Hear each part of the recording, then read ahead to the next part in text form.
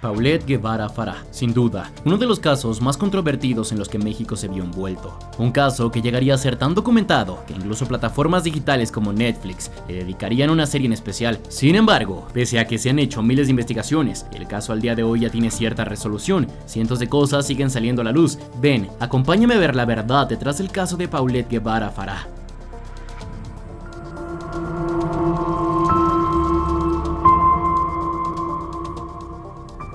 Paulette tenía 4 años cuando desapareció misteriosamente de su casa, el 22 de marzo de 2010. El caso cobró notoriedad porque vivía en uno de los lugares más exclusivos de México, en Huixquilucan. Antes del suceso ocurrido, recientemente había regresado de un viaje con su padre, Mauricio Guevara, y su hermana. Sin embargo, su madre, Lisette Farah, se había ido de viaje con su amiga, Amanda de la Rosa, además de su amante y otros hombres. Fue incluso este punto de infidelidad que convirtió a Lisette en la principal sospechosa del caso, pero todo se complicaría cuando la familia y 2 amas de casa dieran declaraciones contradictorias a las autoridades. Después de 5 días de la desaparición de la niña Paulette, la Procuraduría General de Justicia del Estado de México descartó la posibilidad de un secuestro. Creían que la niña no podía estar lejos e intensificaron su búsqueda, claro, dentro del fraccionamiento con ayuda de un equipo de perritos y peritos especializados. El 31 de marzo de 2010, el cuerpo de Paulette fue descubierto extrañamente en su propia habitación, en un espacio entre su colchón y los pies de la cama. Su habitación había sido previamente investigada y registrada con perros entrenados, por lo tanto, fue sumamente extraño que el cuerpo hubiese sido descubierto allí. 9 días después de su desaparición, las autoridades cerraron el caso y dictaminaron que había muerto por asfixia. Según el informe de las autoridades, la niña Paulette Guevara Farah murió en las primeras horas del 22 de marzo. La causa, asfixia mecánica, debido a la obstrucción de las cavidades nasales, tórax abdominal. Obviamente, el público no estaba convencido. Sugirieron múltiples teorías y el caso apestaba a corrupción política. El padre de Paulette permanecía en una familia influyente. Su abuelo era cercano al entonces gobernador Enrique Peña Nieto, quien luego fuera presidente de México. Y muchos creían que la autoridad estaba ocultando la verdad para salvar al padre. Había toneladas de teorías también. Alrededor de 100 policías pasaron por este cuarto de 10 metros. Perros rastreadores entraron y no encontraron el cuerpo, sino transcurridos 9 días todo salió a la luz. Aunque la Procuraduría General de Justicia evitó culpar a los papás de la niña Paulette, el procurador Alberto Basbás mencionó que antes del hallazgo, Lisette Farah había caído en contradicciones e incurrido en falsedades, así como padecía de un trastorno de personalidad, señalándola como sospechosa. Lo más interesante aquí es cómo nadie se percató que la niña estaba en la cama por 9 días. Erika y Marta Casimiro, nanas de Paulette Guevara, aseguraron que todos los días en los que la niña estuvo desaparecida, tendieron la cama tal y como lo hacían regularmente, y que era imposible que la niña estuviese escondida debajo porque lo hubieran visto. No se encontraron drogas ni sustancias tóxicas en su cuerpo, ni signos de abuso físico. Además, la posición en la que estaba la niña cuando la encontraron era la misma que tenía cuando murió, es decir, la posición original y la final son las mismas.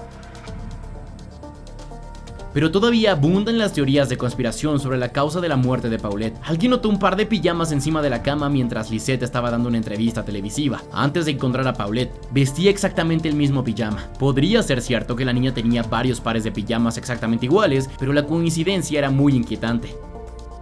Sigue siendo raro que la policía incluso llevó perros de rescate. Más de 100 personas entraban diario a la habitación en su búsqueda y no notaron nada raro, ni siquiera el olor. Para poner esto en perspectiva, en condiciones promedio toma unas 24 a 72 horas antes de que un cuerpo humano comience a oler. Una vez que la bacteria comienza a hacer su trabajo, la liberación de gas producido en el proceso era tan significativa que cualquier espacio o habitación donde se coloque el cuerpo comenzaba a llenarse de un olor fétido, prácticamente intolerable. No es algo que se disimule tan fácilmente. ¿Realmente el cuerpo de Paulette estuvo debajo de su colchón durante 9 días o fue colocado allí más tarde? Aparentemente la única explicación dada fue que había suficiente ropa en la cama y mantas para enmascarar el olor, pero durante 9 días es impresionante. Para hacer las cosas aún más sospechosas, las dos niñeras de Paulette, Erika y Marta, afirmaron que los padres de la niña desaparecida parecían demasiado tranquilos, mientras todos los demás la buscaban frenéticamente. Erika dijo que cuando despertó a Lisette el 22 de marzo con la noticia de la desaparición de Paulette, la madre parecía despreocupada y disfrutaba de un café matutino, además de un cigarrillo antes de cualquier otra cosa. Además, ni Lisette ni Mauricio denunciaron la desaparición de su hija. Fue la hermana de Mauricio quien alertó a las autoridades. Inicialmente, parecía que los investigadores no dejaron piedra alguna sin remover para encontrar a Paulette. Sin embargo, poco a poco fue surgiendo más información sobre lo mal que se llevó a cabo la investigación. Como el equipo forense llegó al apartamento el 22 de marzo, solo se les permitió buscar signos de entrada forzada, nada más. Además, el fiscal adjunto Alfredo Castillo había ordenado que se detuvieran tan pronto como llegaran, por una razón que no se conoce. Además, la escena del crimen nunca se cerró por completo, cosa que tenía que hacerse. Las personas podrían entrar y salir cuando quisieran. Como resultado, la escena se vio contaminada de manera lenta pero segura, y es posible que se hayan destruido muchas pruebas. Aún más impactante, más tarde se reveló que los padres habían declarado durante la investigación que sabían lo que le había pasado a su hija, culpándose mutuamente el uno al otro desde el principio. Todavía se cree ampliamente que Lisette fue la responsable de lo que sucedió a Paulette. Muchos especulan que la madre, con el comportamiento extraño, de hecho estaba muy agotada por cargas emocionales y financieras, criar a un niño discapacitado según ella no era fácil. Como resultado, Lisette planeó la desaparición y perdió el control, o hasta golpeó a su hija y la mató sin querer.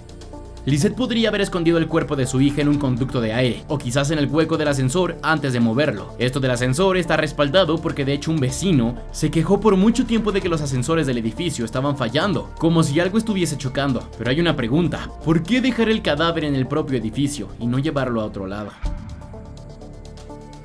Descubrir la verdad se volvió aún más difícil, ya que en 2017 el cuerpo de Paulette fue exhumado e incinerado. Las autoridades declararon que sus restos ya no eran objeto de prueba para la investigación por haberse cerrado el caso. Muchos no estuvieron de acuerdo con la decisión y pensaron que los restos de la niña deberían haber sido reexaminados debido a la controversia que había del cómo había muerto. Pero eso no sucedió, y oficialmente la muerte de Paulette sigue siendo un desafortunado accidente.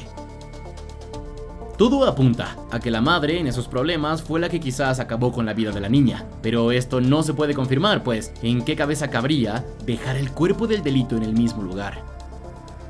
Como en realidad no quedaba nada por hacer en este punto, el alboroto público finalmente se volvió más y más silencioso. Pronto este caso dejó de hacer tanto ruido, convirtiéndose así en otro caso que quedará más en el olvido.